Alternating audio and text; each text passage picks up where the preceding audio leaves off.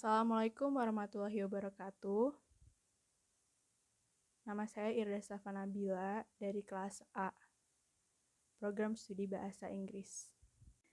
Kesan saya terhadap pembicara yaitu Pak Ahmad Fuadi, saya sangat amazed dengan beliau, dengan keberanian, optimisme, dan juga kepercayaan dalam memperjuangkan impian, dan juga impian itu tercapai. Karena tidak semua orang memiliki keberanian seperti Pak Fuadi dalam memperjuangkan impian-impiannya. Itu membuka mata saya agar saya juga bisa untuk melakukan hal yang sama.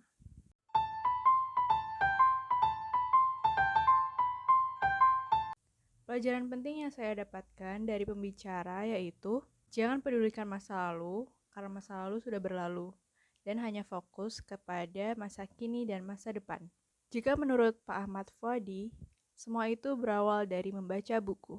Karena kalau kita ingin memiliki wawasan dan pandangan yang luas, kita harus memulai dengan membaca buku. Yang kedua adalah keluar dari zona nyaman. Dari Pak Ahmad Fuadi, saya jadi tahu bagaimana caranya untuk tidak takut untuk keluar dari zona nyaman. Gagal itu tidak salah, karena itu adalah bagian dari proses. Semua orang yang sudah sukses sekarang juga pernah merasakan yang namanya kegagalan. Dan karena kita masih muda, kita masih memiliki banyak kesempatan untuk mencoba. Dan ketika kita gagal, kita juga masih memiliki kesempatan untuk memperbaiki diri dan nikmati perjalanan itu. Dari keluar zona nyaman pun, kita juga jadi lebih berani. Yang ketiga adalah ketika kita tidak ikhlas penuhnya dalam menjalani perjalanan ini. Tapi bertahap, kita akan ikhlas dan mendapatkan manfaat dari perjalanan itu.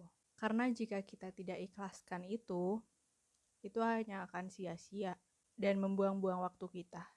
Karena yang namanya hidup pasti ada naik turunnya. Yang keempat adalah daya juang. Dengan manjada wajada, who gives his all will truly succeed. Usaha dan doa adalah kunci dalam mencapai impian. Karena kalau kita berusaha semaksimal mungkin dan berdoa semaksimal mungkin, kebaikan-kebaikan akan datang.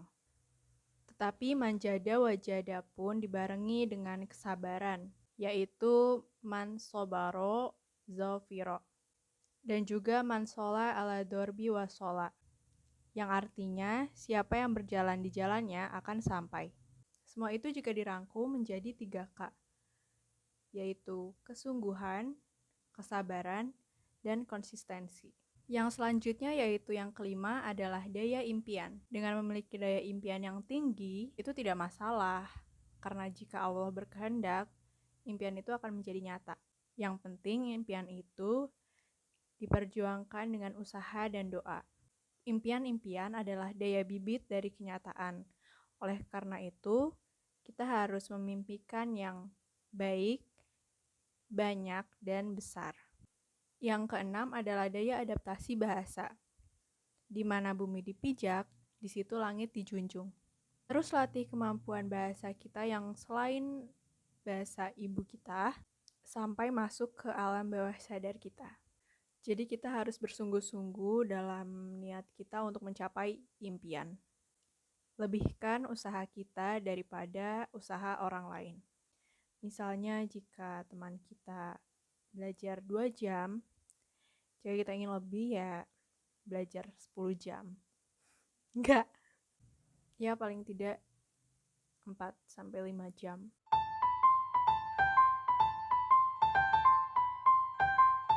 Yang menginspirasi saya di Bridging Online 2021 ini, dari Kak Ahmad Fuadi, saya jadi berani untuk mengimpikan impian-impian saya yang dahulunya saya pikir tidak akan terrealisasi. Dari Kak Taza, saya jadi berani untuk mengatakan kalau saya tidak bisa. Dan dari kejujuran itu, saya akan bisa mengembangkan diri saya sendiri. Dari Kak Putri, saya jadi yakin kalau saya juga bisa dan mampu untuk kuliah di luar negeri. Saya juga tahu cara-cara untuk apply beasiswa ke luar negeri. Terima kasih.